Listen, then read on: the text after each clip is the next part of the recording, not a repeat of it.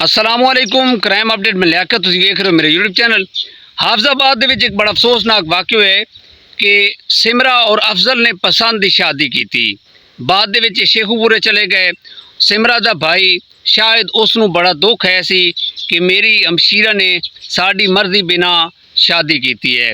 उन्हें बदला लैण लई अपने गाँव बुलाया, फिर उन्हें किस तरीके दे नाल उन्हें मौत दे घाट उतारिया। ओवरऑल अज इस टॉपिक की गलबात करांगे। साडे चैनल सबसक्राइब करो, बैल आइकन बटन प्रेस करो, कमेंट दे विच इज़हार ख्याल लाजमी करना। हाफजाबाद विनीके तारड़ दा इलाका लाले के गाँव इत्थों दे रहने वाला सी शाहिद और सिमरा। सिमरा नूं एक लड़का मुहम्मद अफजल उस दे नाल इश्क हो जाता है, मुहब्बत हो जाती है ते ओहदे मुहब्बत दे विच गिरफ्तार हो जाती है। अक्सर उन्हां दा फोन ते गलबात रहिंदी है, उस दे घर वाले नूं नहीं पता लगता। इस तरह काफ़ी अरसा गुजर गया कि सिमरा और अफजल ने तय कर लेता कि साढ़े घर वाले ने शादी नहीं करनी, क्यों ना असी कोर्ट मैरिज कर लीए। अफजल ने सिमरा नूं मुतमिन किया, सिमरा मन गई।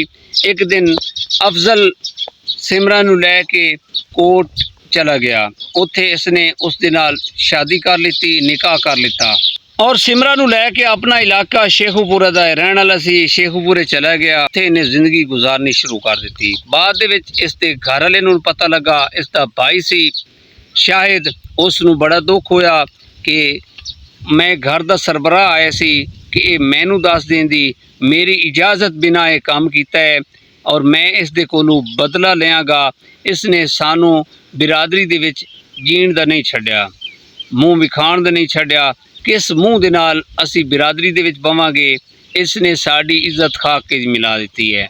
ऐस ओदे ज़हन ते भूत सवार ऐसी और वो इस कोशिश ऐसी कि सिमरा नूं किसी तरीके अपने इलाके बुलावां। शायद ने बड़ी कोशिश की थी सिमरा नूं किसी तरीके ना वरगिला के अपने इलाके बुलावां, लेकिन वो होशियार ऐसी। बाद दे विच इस तरह होया कि उन्होंने पता लग गया कि मेरे भाई ने सानू माफ़ कर दिता।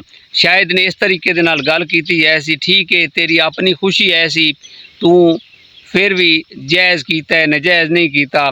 तू इस दे नाल शादी कर लीती है, असी तेरे नाल राज़ी हाँ, असी सानू कोई तेरे नाल रिंजगी नहीं है, लिहाजा तू सानू आके मिल जा। तेरे कान तेरे घर वाले जड़े ने वो उदास हैं, वो मिलना चाहते ने। सिमरा ने ये गल्लां अफजल नूं दसियां। अफजल ने कहा देख लै सिमरा, उसने कहा जी ठीक है, तुसी परेशान न हो, मेरा भाई है, मैनू पता है, वो उन्होंने सानू माफ़ कर दिता है। सिमरा और शाहिद विनीके तारड़ का इलाका लल के आ गए जनाब। सिमरा अपने रिश्तेदार वगैरह नूं मिली है और अपने जो अजीज़ व अकारब है कब्रिस्तान गई है, उन्होंने ताज़ियत करन फातिहा पढ़न। दोनों मियाँ बीवी गए ने और एक शायद इस ताक ऐसी शायद ने छुरी लई और अपने एक दोस्त नूं इस ते रजामंद किया कि तू मेरा साथ देना है।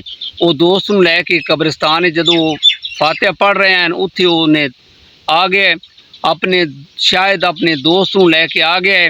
उन्हें पहले हमला अफजल ते कीता है, फिर सिमरा ते कीता है। दोनों नूं छुरियां मार मार के शदीद जख्मी कर दिता है और इसने अपने दिल की जिहड़ी भड़ास आई ना उत्थे कर दी। उन्हां दोनों की मौत वाक़ हो गई है। उत्थों ये फरार हुए। 15 ते कॉल हुई, रेस्क्यू 1112 का स्टाफ आया, उत्थे फॉरेंसिक टीम आई ने जगह ते शवायद वगैरह इकट्ठे किए। DPO हाफजाबाद ने इस वाक़े का नोटिस दिता और उन्होंने आर्डर जारी किए कि जितना जल्द हो सके इस मुलजिम को गिरफ्तार किया जाए। इस मुलजिम शाहिद के खिलाफ FIR कटी गई और पुलिस ने इसके खिलाफ कार्रवाई कर दी। जो इतलात साढ़े कोल आईयां ने कि मुलजिम शाहिद नूं ही पुलिस ने गिरफ्तार कर लिता है और इहदे नाल जिहड़ा साथी है सी ना साथ देने वाला, वो अजे फरार है, वो पुलिस के हत्थे नहीं आया। पुलिस ने जदों इदू पूछा है, पुलिस ने कहा कि तू इस तरह का सफाक हरकत क्यों की है।